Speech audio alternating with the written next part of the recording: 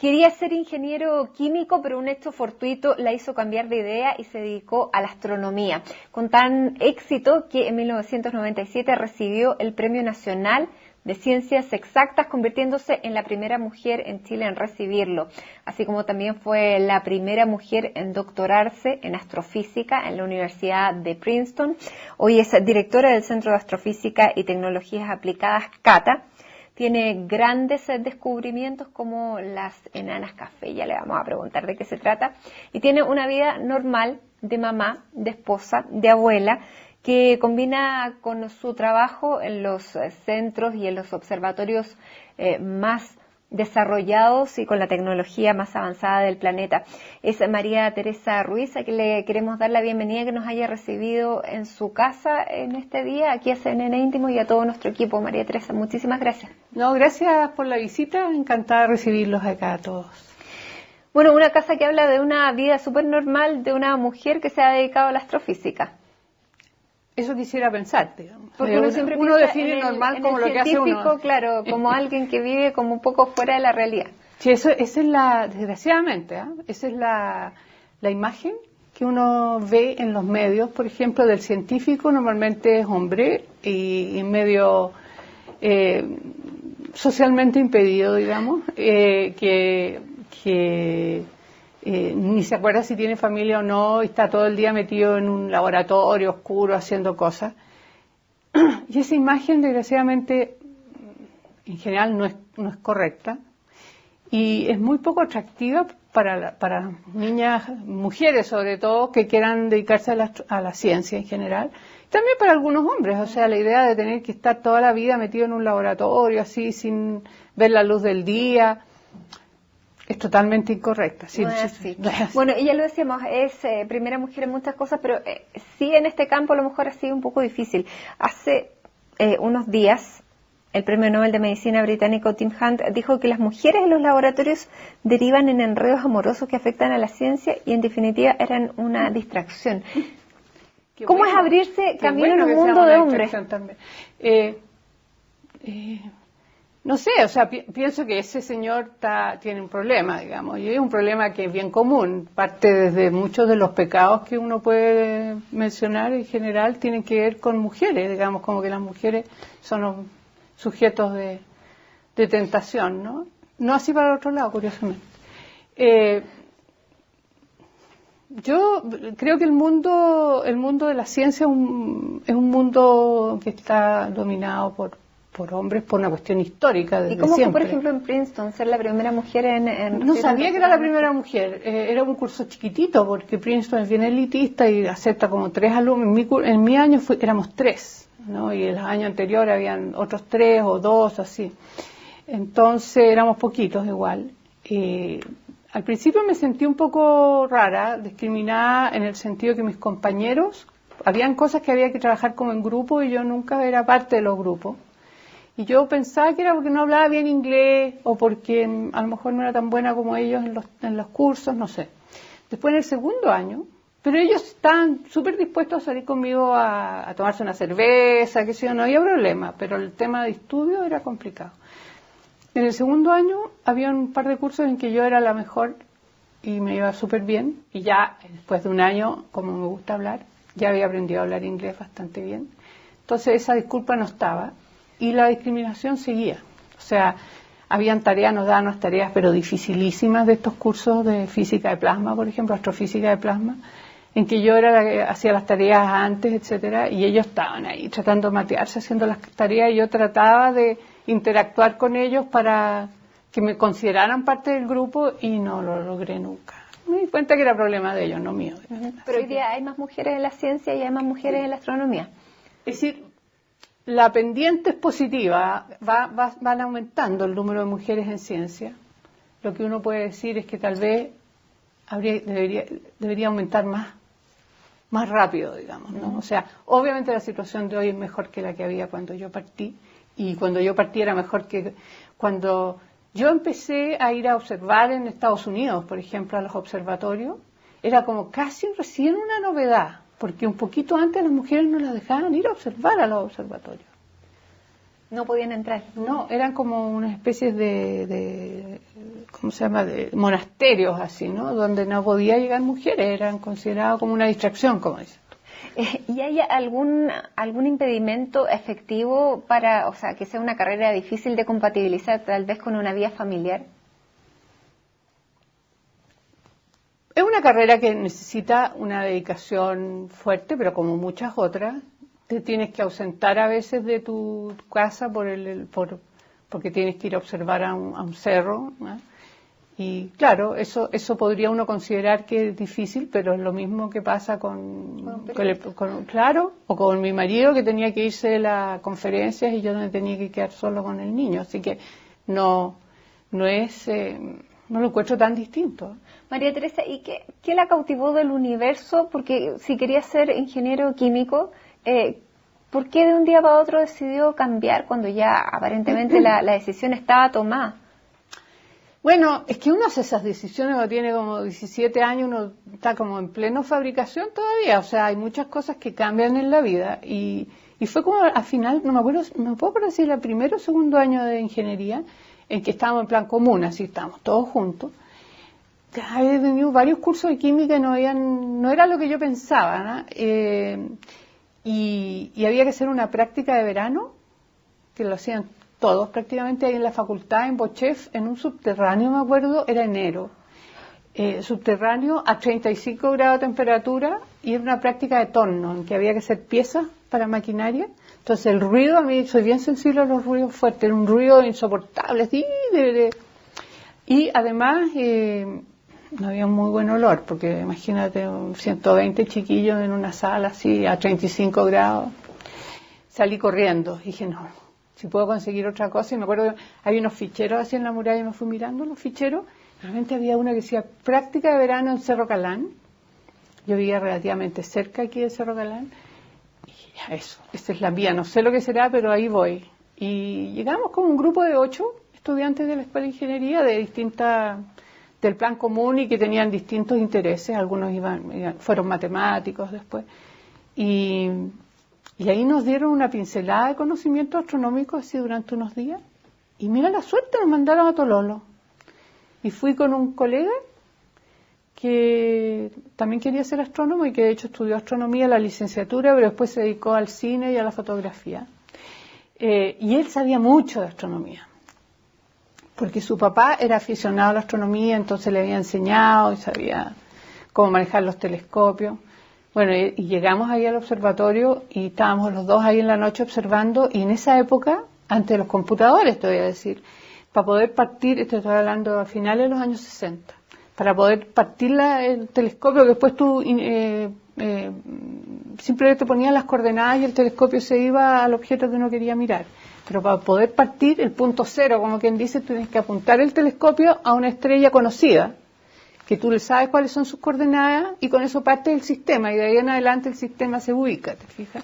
Entonces, yo no ubicaba nada en el cielo, porque no conocía, ni la luna la veía. Entonces, Pablo, me acuerdo, en la mitad de la noche me dijo, ya, ándate afuera con este mapa del cielo y trata de identificar las constelaciones.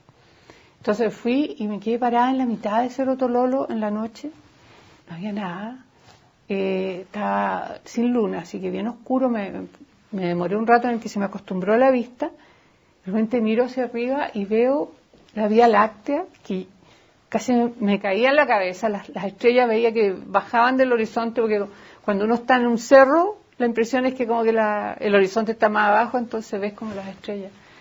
Y fue como un flechazo, así porque además, con esta pincelada de conocimiento, por fin pude saber que lo que era la Vía Láctea. Me di cuenta que nosotros y el Sol éramos parte de eso, y como que casi me dio como vértigo, porque traté como de pararme así perpendicular al plano de la Vía Láctea, pues sentí que era parte de eso, y dije, no, aquí siempre estoy copuchenta.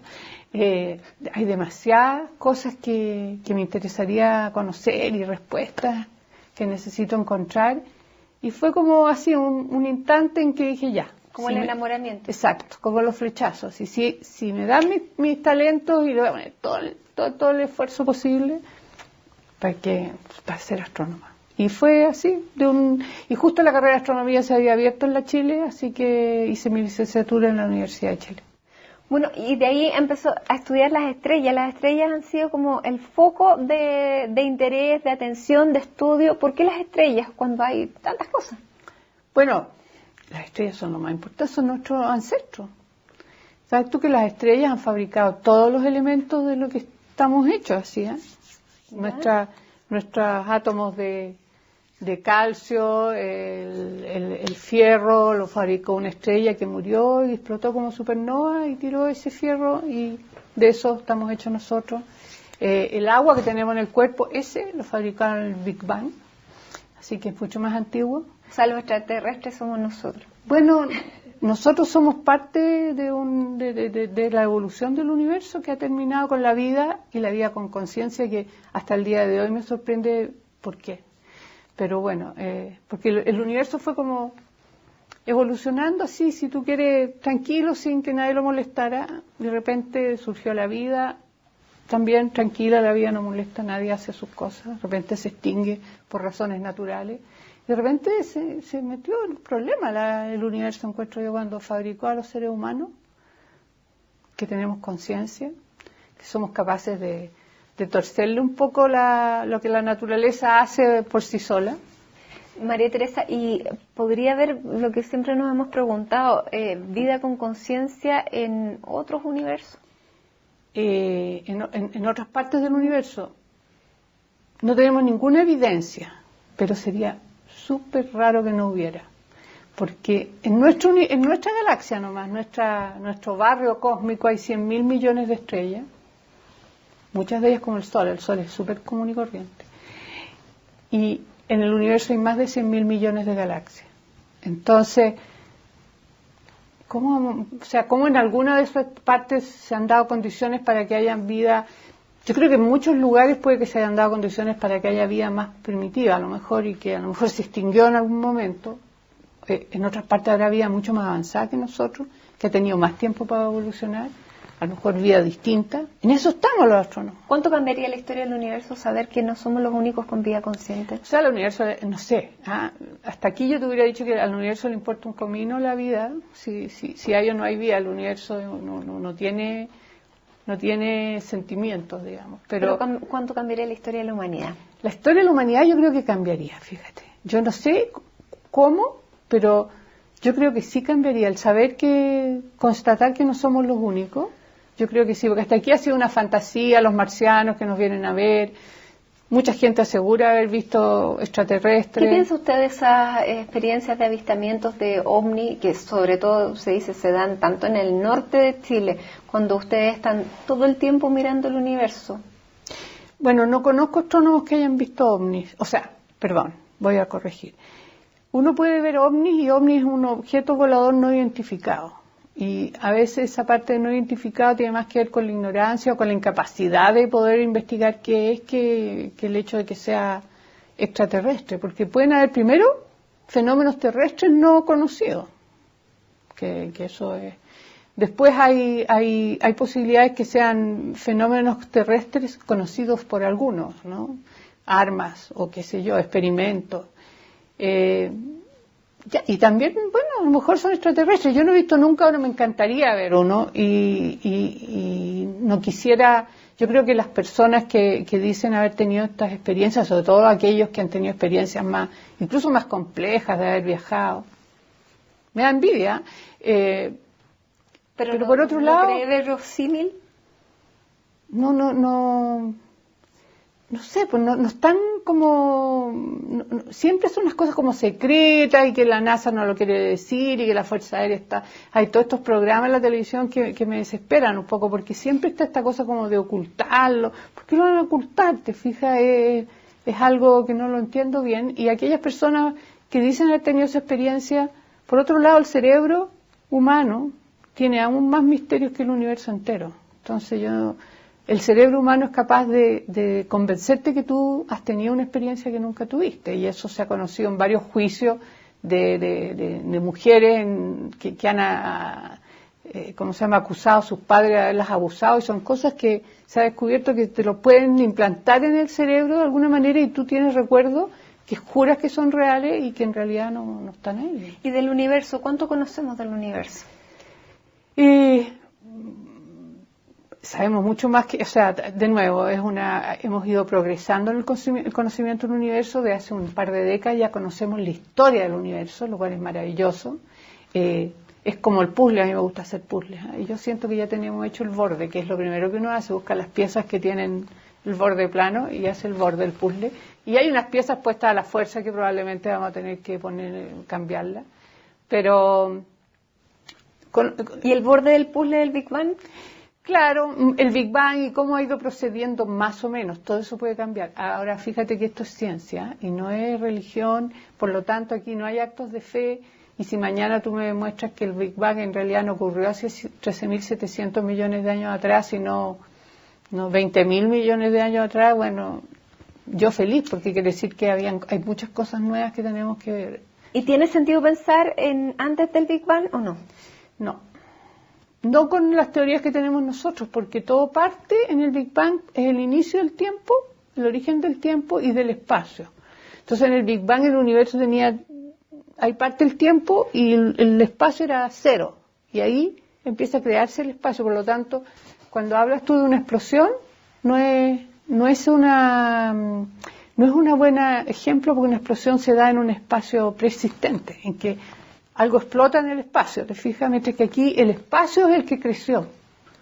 Y el universo siempre ha sido todo, cuando era chiquitito y cuando es grande como ahora. ¿Y se sigue expandiendo? Y se sigue expandiendo. ¿Se puede retraer? O sea, expandiendo, sigue creciendo el universo, o la distancia entre los objetos dentro del universo. Y así como hubo este momento inicial de expansión, ¿puede involucionar? Eso alguna vez se creyó, el Big Crunch, que se llama, pero ahora una de las cosas que se descubrió hace una década atrás y que por lo que se ganó el premio Nobel, este grupo que hablaba de la expansión acelerada del universo, es que ahora no solo sabemos que el universo, porque antes el modelo como más, por lo menos que más me gustaba a mí, decía que el universo se expandía llegando finalmente a velocidad cero en tiempo infinito, o sea que se iba a ir como de a poco frenando y nunca se iba a producir un Big Crunch.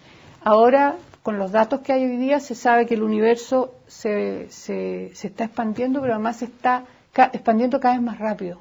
¿Y de qué nos sirve conocer todas esas cosas? Bueno, nos sirve para entender el lugar, el espacio y el tiempo en que ocupamos como humanidad. Yo creo que eso son importantes, son como... Eventualmente tendrán algún beneficio económico, quién sabe, porque toda la investigación la tiene.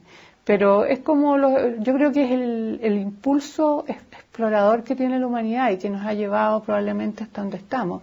Los exploradores, los Hernández Magallanes y esos que exploraban, o Colón que iba a buscar otros mundos, ese mismo impulso que ahora ya tenemos más o menos conocido nuestro planeta, se extiende ahora al resto, ¿no? Al sistema solar y más allá. ¿Y somos exploradores que estamos buscando otro mundo que nos puedan servir a lo mejor de un plan B? Eso de todas maneras. O sea, yo creo que el plan B, si creemos que la humanidad debería tener un futuro, y yo como soy optimista creo que sí. Claro, una de las cosas que es interesante ver es que el Sol eventualmente va a cambiar mucho y va a ser la vida en la Tierra imposible. Entonces tenemos que empezar a tomar pasos. Ahora tenemos tiempo, tenemos millones de años para hacerlo, pero hay que ponerse en esa onda porque no podemos...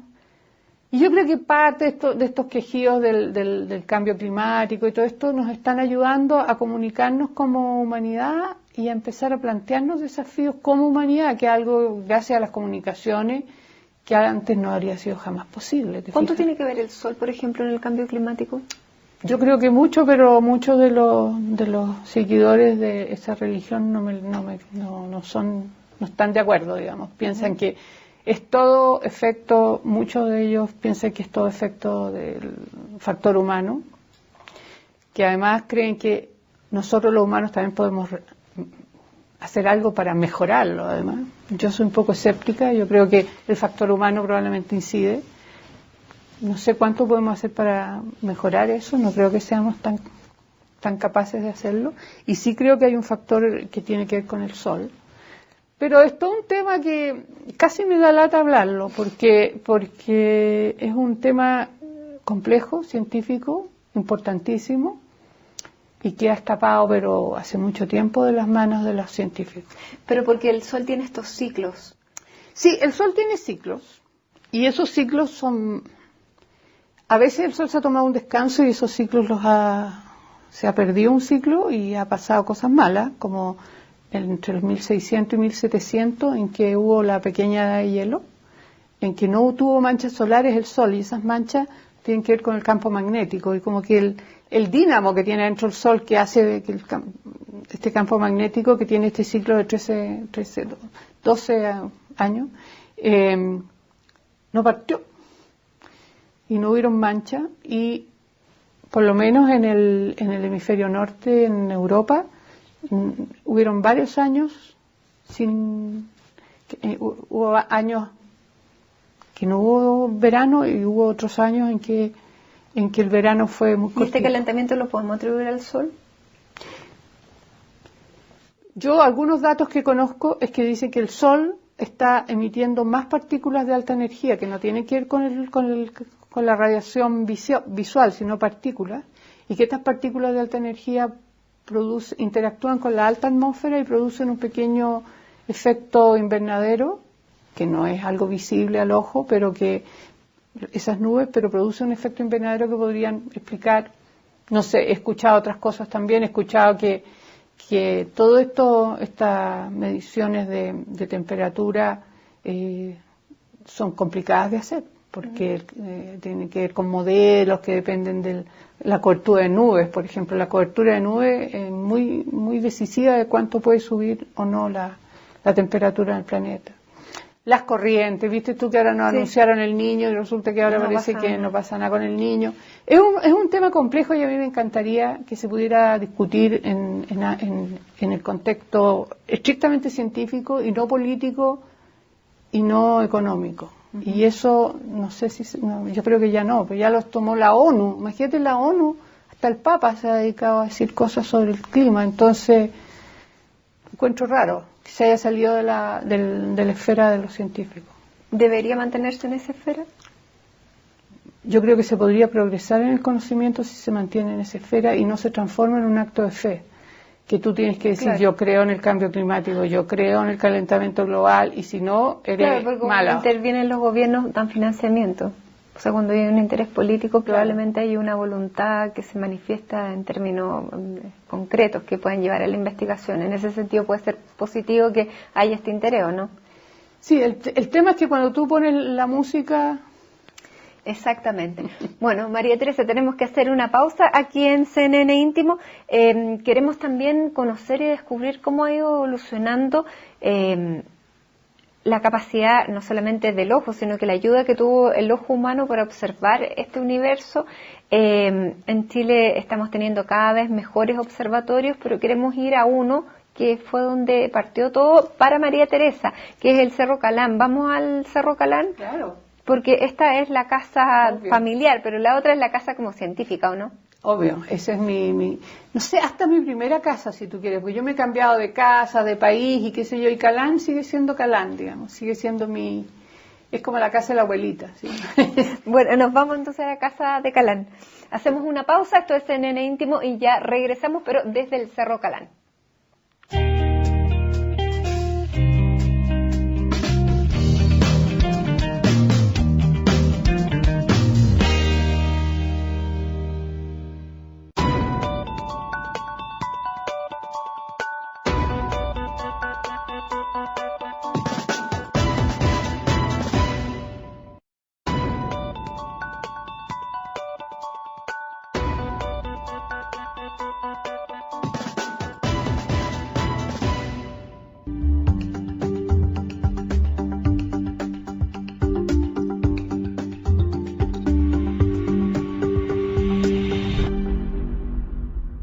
Esto es CNN Íntimo, y en esta edición estamos conversando con María Teresa Ruiz. Ella es astrofísica, Premio Nacional de Ciencias Exactas, y veníamos de su casa, pero esta es su segunda casa o su primera casa. Este es el Cerro Calán, el observatorio del Cerro Calán.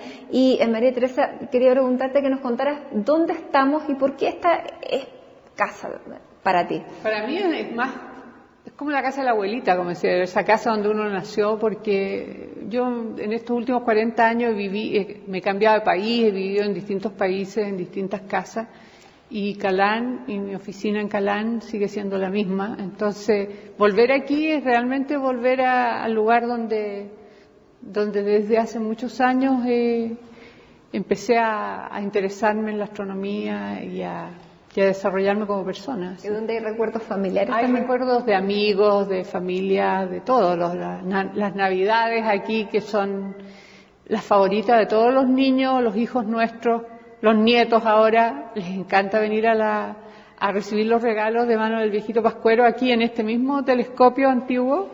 Los instalamos al viejito ahí en una escalera y le entrega a los niños. Entonces quedan emocionadísimos. Ahora, este telescopio es del 1800. Sí. ¿Cuánto hemos evolucionado desde este telescopio, que no es el primero estuvo en el Cerro Santa Lucía? Sí. El primero estuvo en el Cerro de Santa Lucía y lo trajeron observadores de Estados Unidos, ¿no? ¿Cómo hemos evolucionado desde estos a lo que tenemos hoy día? Que claramente el 2020, y esa es una fecha que se nos acerca muy rápido, dicen que vamos a tener el 70% de la capacidad de observación que hay en todo el planeta. ¿Cuál es la evolución que ha habido desde ahora a lo que tenemos ahora? Pues muchísimo. O sea, hay dos cosas importantes de los telescopios. Uno es el tamaño del telescopio y otro es el detector o el ojo que mira. Antiguamente, es lo que la gente piensa que hacen los astrónomos, todos miraban, como tipo Galileo, miraban por el telescopio así a ver qué pasaba. Bueno, ahora eso no pasa, ¿no? Eso no ocurre. Y ahora lo que uno tiene es telescopios mucho más grandes, con espejos. Estos son con lentes todavía, en que la luz pasa a través de un lente. Eso ya de por sí es un tema porque, bueno, primero los lentes no se pueden hacer tan grandes y además tienen aberraciones cromáticas y otros problemas, mientras que los espejos son mucho mejores y hoy día se hacen espejos gigantes, como el que va a estar, por ejemplo, en el ELT, que en el 2020, en esos años, tendremos el telescopio más grande del mundo, de 39 metros de diámetro. El puro espejo va a ser muchísimo más grande que esta cúpula, imagínate, gigantesco. Entonces, ha avanzado mucho la tecnología de cómo hacer estos espejos gigantes, de cómo manejarlos para corregir los efectos de la atmósfera. Se mueven estos espejos, van cambiando de forma de tal manera de producir imágenes perfectas. Y el detector, porque al principio estaba el ojo humano y eso es todo. El ojo humano no puede ni siquiera integrar. La gracia de una cámara fotográfica que tú puedes ponerla así durante un montón de rato, darle integración de 1 minuto, 1 segundo, lo que sea, eso ayuda a que puedas ver más. Eso se hacía con la placa fotográfica.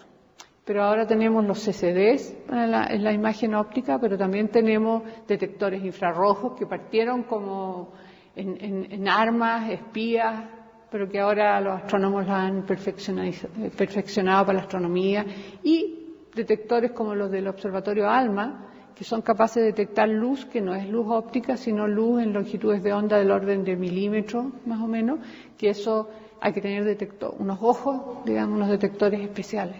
Ahora, con esa capacidad de observación que tiene Chile, ¿qué descubrimientos grandes se han hecho en astronomía en el último tiempo a través de nuestro cielo? Bueno, a través se han hecho un montón de descubrimientos nuevos que nos sirven para poder entender mejor nuestro universo. Entre ellos, por ejemplo, las observaciones que permitieron darnos cuenta de que el universo se acelera, que está expandiéndose en forma acelerada. Eso era totalmente desconocido hasta hace un tiempo atrás, y fueron observaciones hechas en Chile con telescopios chilenos. Y ahora, ¿hacia dónde está apuntando la ciencia en materia de astronomía? ¿Qué es lo que están buscando los científicos a través de estos grandes instrumentos? ¿Hacia dónde vamos? Bueno, lo que estamos buscando es poder armar bien el puzzle de cómo es la evolución del universo, cómo es qué rol ha jugado cada etapa en esta evolución del universo para tener el universo que conocemos hoy día. Una de las cosas que buscan estos observatorios como ALMA, por ejemplo, es buscar cómo nacen las estrellas, cómo se forman los planetas, cosas que están oscuras, que no vemos. y también objetos que realmente nacieron al comienzo del universo y que su luz se ha corrido tanto hacia el rojo por la expansión del universo que la tenemos que ver en ondas milimétricas. Y entonces ALMA está abriendo esa nueva ventanita. Hay otro telescopio que se llama el LSST, que es uno que va a estar tomando fotos del cielo en permanencia. Ese nos está abriendo otra ventana distinta, a la dimensión temporal. Entonces con él vamos a descubrir cualquier cosa que se mueva, cualquier cosa que cambie, digamos, que cambie de luminosidad o de posición. Con eso vamos a poder detectar cualquier objeto que pueda ser peligroso para la Tierra, como cometas o asteroides. Pero también entender mejor qué es lo que está pasando allá afuera, en el universo, ¿no? Los cuasares varían en luminosidad.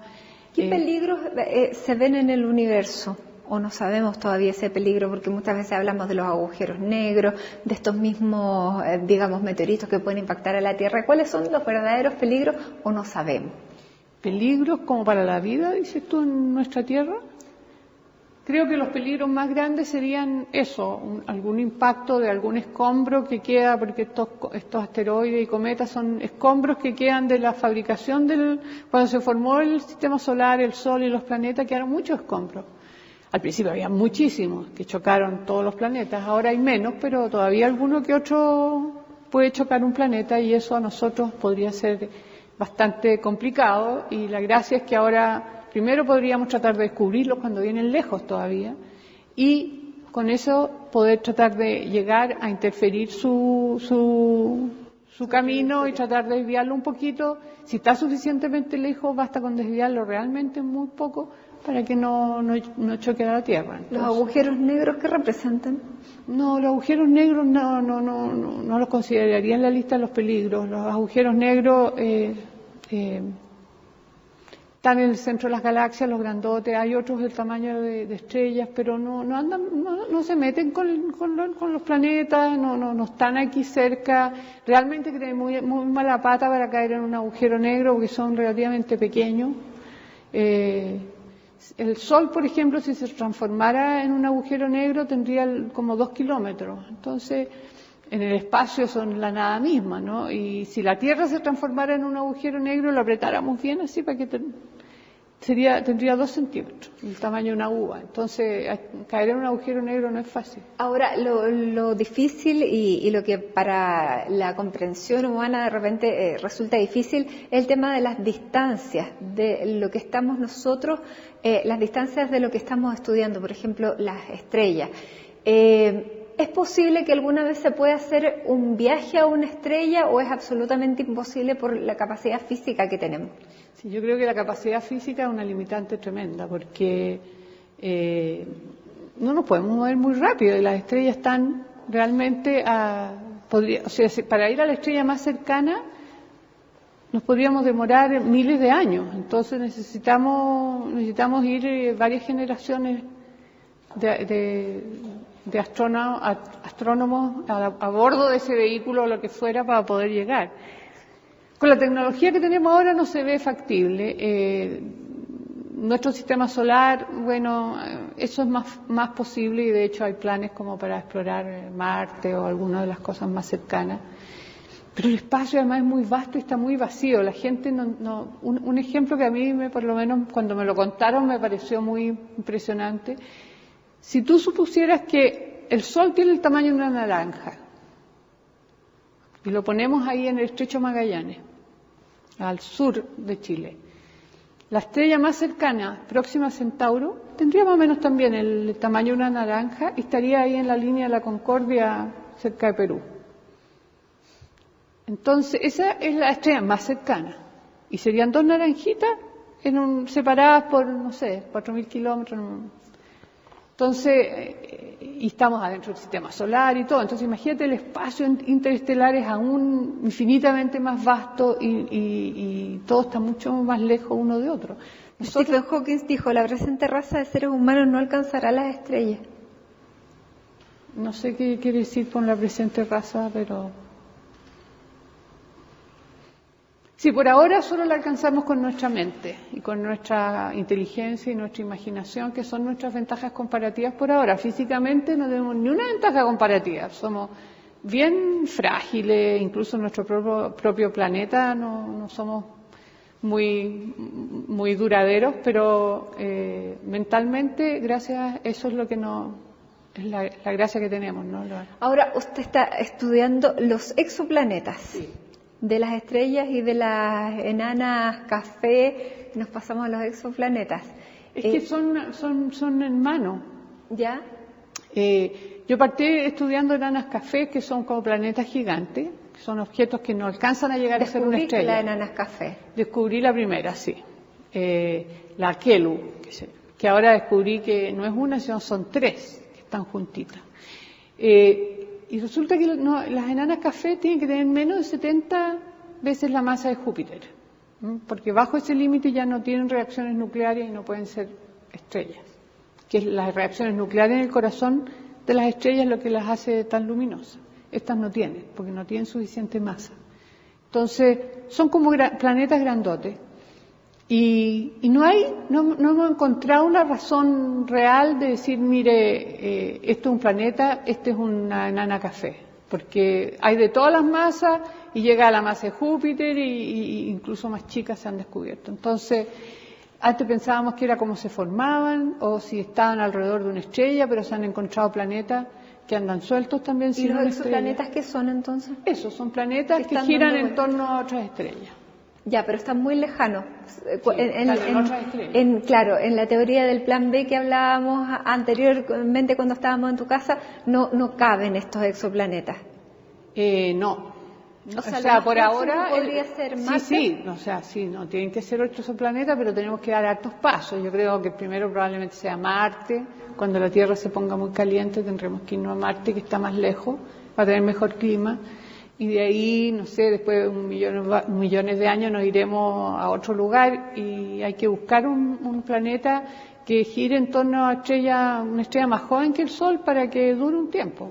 Pero en esta navegación que tú decías al principio, hoy día la astronomía va en esa dirección de buscar planes B. No está muy metida en eso la astronomía, estamos todavía tratando de entender cómo es el universo, qué es lo que hay. En ese proceso le robamos secretos a la naturaleza que a veces nos sirven mucho, como las reacciones nucleares.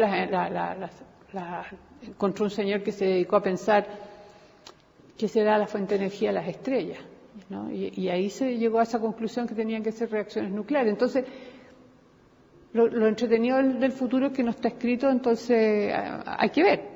Veamos hacia dónde vamos.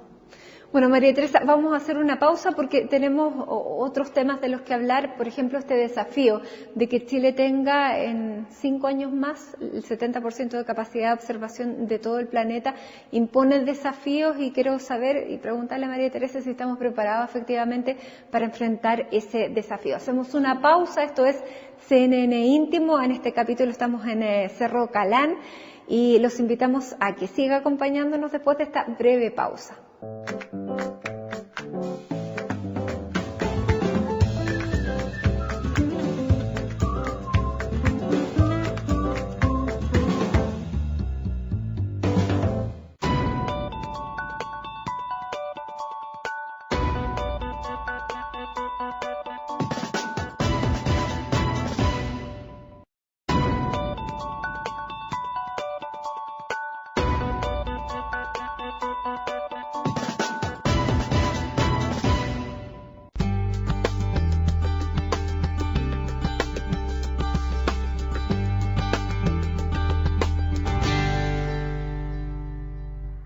Esto es CNN Íntimo y estamos haciendo este capítulo de CNN Íntimo junto a María Teresa Ruiz, astrónoma desde el Cerro Calán, el Observatorio del Cerro Calán de la Universidad de Chile. Y estábamos hablando de esta capacidad de observación que va a tener Chile en 5 años más, que parece muchísimo, es muchísimo. El 70% de la capacidad de observación del planeta va a estar acá.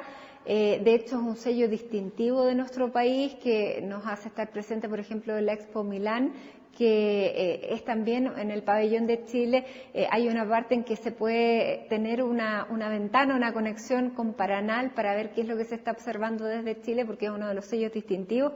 Pero, ¿qué nos va a hacer que no solamente pongamos el terreno a estos observatorios, sino que ¿cuán capacitada está, digamos, la capacidad científica de ocupar precisamente estos instrumentos que vamos a tener acá por las características climáticas que tiene Chile?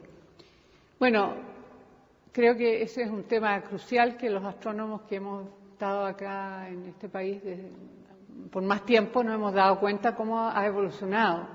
Hoy en día hay muchos grupos de astronomía en Chile distintos, muy buenos además, no solo en las universidades de Santiago, que eran las tradicionales, la Universidad Católica y la Universidad de Chile, sino que se han abierto grupos en Valparaíso, en Concepción, en Antofagasta, en La Serena, y son grupos realmente muy buenos. Y acá en Santiago también algunas universidades privadas han comenzado grupos de astronomía, así que creo que ha aumentado el capital humano. Son toda gente con doctorados en muy buenas universidades, así que gente... Y bueno, nos estamos preparando, todavía nos queda. Yo creo que todavía necesitamos más gente porque realmente el desafío no es menor, de hacer buen uso de eso. Pero no solo los astrónomos, o sea, esto es una oportunidad para desarrollar en Chile también la ingeniería relacionada con instrumentación astronómica y todo lo que tiene que ver con los telescopios y con las comunicaciones, todas las partes de redes. Los datos que uno toma ahí son terabytes de datos, así que de repente uno necesita tener expertos que sepan cómo manejar estos datos, cómo poder analizar lo que hay, la información que hay en esas bases de datos que se van a construir con estos grandes telescopios. Eso también es un tema, un desafío para los que estamos aquí de poder involucrarnos en eso. Y hay generaciones que se están preparando para eso. Hay generaciones, hay doctorados en ingeniería, convención en instrumentación astronómica, por ejemplo. También hay gente de los departamentos de computación de las distintas universidades que también están trabajando en temas de manejo de datos. Porque ¿cuál es la ventaja de tener en suelo chileno estos observatorios? Tenemos más tiempo. Tenemos, bueno, desde el punto de vista de los que observamos, de los astrónomos, tenemos 10% del tiempo en cada uno de estos instrumentos que hay en Chile, cualquiera que sea que llegue, para la astronomía chilena. Ahora, hay una competencia en eso, y nosotros entre los chilenos nos sacamos la mugre compitiendo con proyectos para poder tener las noches que necesitamos para nuestros proyectos, para observar. Pero también el hecho de que estén aquí los observatorios le da esa chance de que los ingenieros chilenos, que son buenísimos, trabajen en estos observatorios, en la parte de diseño, en la parte de mantención, en todos sus aspectos, ¿no? Y con eso también estamos haciendo una especie de polo de desarrollo tecnológico a nivel país, digamos, porque hay gente que está acostumbrada a trabajar con la mejor tecnología, la más moderna, en cosas sofisticadas, y que después, bueno, algunos de ellos pasarán a otras industrias en la medida que haya industrias en Chile que les interese hacer cosas un poco más sofisticadas y no solo vender el litio en sacos, así, ¿no? Ahora, los fondos concursables, cuando uno concursa para recibir fondos del Estado, tienen que tener un proyecto que tenga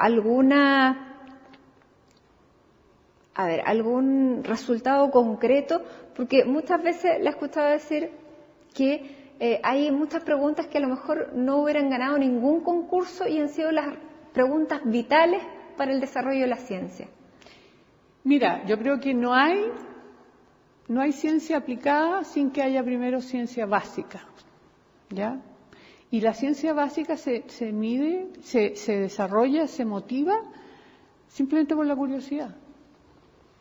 Y uno encuentra gente que, incluso acá, ejemplo que conozco más de cerca del grupo del Centro de Ciencia para la Vida, que descubrieron la vacuna para la hepatitis, que después de eso ha sido un muy buen negocio para ellos, pero ellos lo hicieron porque estaban jugando con otro tipo de experimentos por pura curiosidad, y de repente se les ocurrió meterle en un núcleo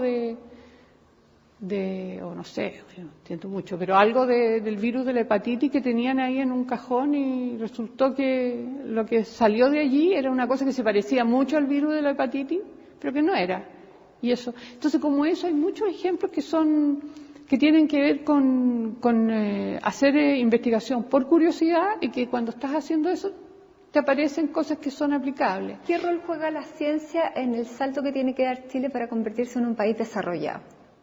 Bueno, yo creo que es importantísimo que hayan científicos que estén haciendo ciencia de primer nivel en Chile, que a su vez van a poder trabajar en empresas de país desarrollado, ojalá, porque eso es lo que pasa en esos países, y con una interfase con gente que se preocupe de la parte de aplicación de la ciencia en las distintas áreas, porque en realidad normalmente el científico que está haciendo su investigación guiado por la curiosidad y por la obsesión, no necesariamente es bueno para preocuparse, oye, esto podría servir para, ¿no? Pero entonces ese otro tipo de personaje con ese otro tipo de perfil todavía es necesario. No sé cómo se forman, pero en general pueden ser científicos, pero con ese buen ojo para cómo aplicar, digamos, ¿no? lo que se encuentra. Ahora, Chile tiene las facultades para estudiar astronomía, tiene los recursos, ¿está el interés? Sí, tenemos muchos estudiantes y además los estudiantes que nos llegan siempre son como los top, así, en cuanto a puntajes, etcétera. Así que en general tenemos muy buenos elementos para que serán los futuros astrónomos los que usen los telescopios que van a llegar en una década. Así que no, en ese aspecto yo creo que estamos bien. Desde el punto de vista del gobierno, de los gobiernos, ha habido más interés en apoyar la ciencia, la astronomía. Cuando yo partí tenía que explicar mucho rato qué es lo que era la astronomía porque todos sentían que era como hobby y nadie pensaba que podía desarrollarse a nivel de ciencia. Hoy en día eso ya no pasa. El problema que todavía tenemos muy, muy serio es que la ciencia no cuesta mucho construir ciencia, construir un grupo científico que funcione, etcétera, y no cuesta nada destruirlo. Porque si tú le cortas la llave del financiamiento, la gente buena se va a ir, porque los científicos, en eso sí, no tenemos patrias, vamos al lugar donde se hace ciencia. Y el problema es que eso ha pasado mucho porque basta con que cambie un gobierno, y ahora con estos gobiernos de 4 años, tú cambian no llega un nuevo gobierno, queda lo mismo el color que sea, puede ser del mismo anterior, pero que tiene una mejor idea, y eliminan un tipo de financiamiento, inventan otro, y con la mejor intención, pero el resultado es malo, porque el resultado es que ese grupo que empezó a funcionar por 4 años, que estaba en lo mejor, murió. Y volver a construirlo a partir de cero, y esa plata en el fondo se botó a la basura. Entonces, una de las cosas que yo desde siempre he tratado de lograr, pero hasta aquí sin éxito, que la ciencia sea una política, no sé, de Estado y no del gobierno de turno. ¿Es necesario, por ejemplo, un ministerio de ciencia que lo que para se mí, yo estoy convencida que sí, porque yo creo que de verdad los gobiernos han tenido buenas intenciones y todos han prometido. El financiamiento de la ciencia en Chile está al nivel de 0,3-0,4% del PIB. En países con PIB mucho mayores como Brasil, por ejemplo, tiene un 1%, y países como Estados Unidos tienen más, o Israel. Entonces, nosotros, la verdad que el financiamiento ha sido magro y los gobiernos todos se han propuesto a tratar de aumentar aquello y no lo han logrado. Y de verdad yo creo que no es por mala voluntad ni nada, sino que no tenemos la institucionalidad como para lograr aquello. Y yo creo que eso es necesario, un ministerio donde haya un científico o un representante de la ciencia que se siente en la misma mesa a discutir las prioridades con el ministro de Transporte y con el ministro ahora de la Cultura, con el ministro del Fútbol, no sé, o del Deporte, con el ministro, y que haya una mesa donde las prioridades de la ciencia puedan ser discutidas. María Teresa, para terminar, ya se nos acabó el tiempo, pero estamos acá en el lugar que tú dices que es tu casa, que es como volver a la casa de la abuelita. Si tú te pones a pensar de la joven que partió estudiando a la científica que es hoy con este Premio Nacional de Ciencias, cuando miras el cielo, ¿qué te sigue pasando? ¿Te sigue conmoviendo? Sí, y lo hago porque en general nosotros no miramos el cielo así cuando estamos trabajando. Claro. No, estamos trabajando en un computador con datos, etcétera. Entonces, cuando veo el cielo, normalmente porque estoy en un lugar precioso donde hay un cielo oscuro y miro el cielo y me emociono como cualquier ser humano que se emociona y me siento viajando en este planeta por el espacio y lo encuentro emocionante. Me encanta mirar el cielo de noche, pero no trato de mirar, de sacar ninguna ecuación ni nada por el estilo para hacerlo, solo la emoción, porque realmente esa es mi relación que tengo con el cielo, que fue el que me instó a seguir astronomía. María Teresa Ruiz, muchísimas gracias por recibirnos en tus dos casas, en la casa que compartes con tu familia y en esta que es la casa que compartes con tu familia científica y es de donde han nacido los descubrimientos. Así que muchísimas gracias. No, gracias a ustedes. Y a ustedes también muchísimas gracias por acompañarnos en esta edición de CNN Íntimo. Como siempre, los esperamos y nos reencontramos en una semana más.